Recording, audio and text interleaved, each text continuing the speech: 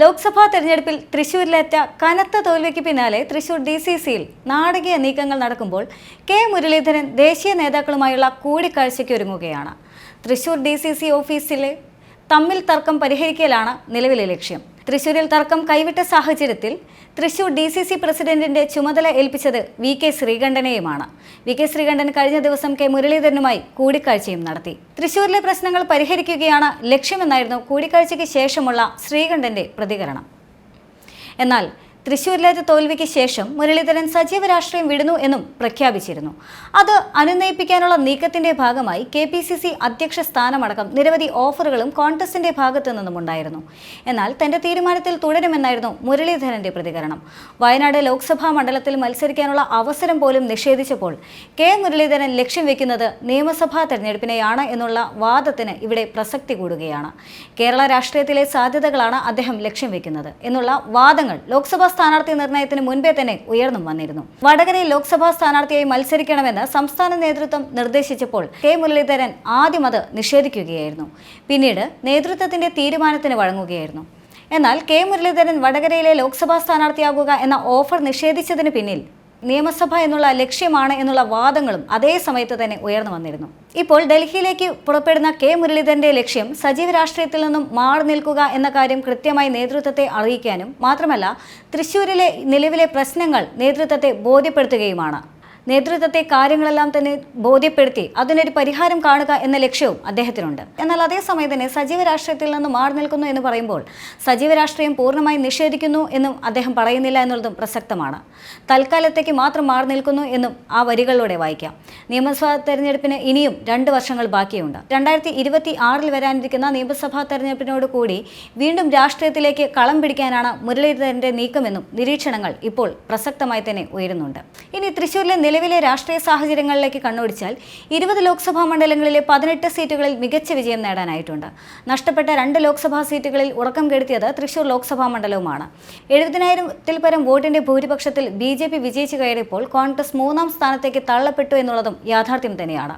തോൽവിയെ തുടർന്ന് DCC ഓഫീസിന് മുന്നിൽ സ്ഥാപിക്കപ്പെട്ട പോസ്റ്ററിനെ ചൊല്ലിയുള്ള തർക്കമാണ് പിന്നീട് തമ്മിൽ തല്ലിൽ കലാശിച്ചത്.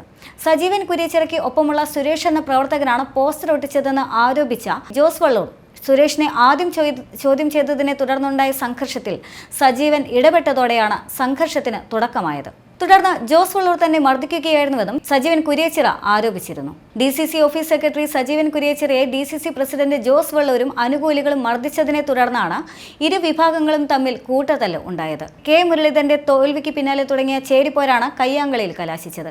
പിന്നാലെയാണ് KPCC AICC നേതൃത്വങ്ങൾ ഇടപെടുന്നതും.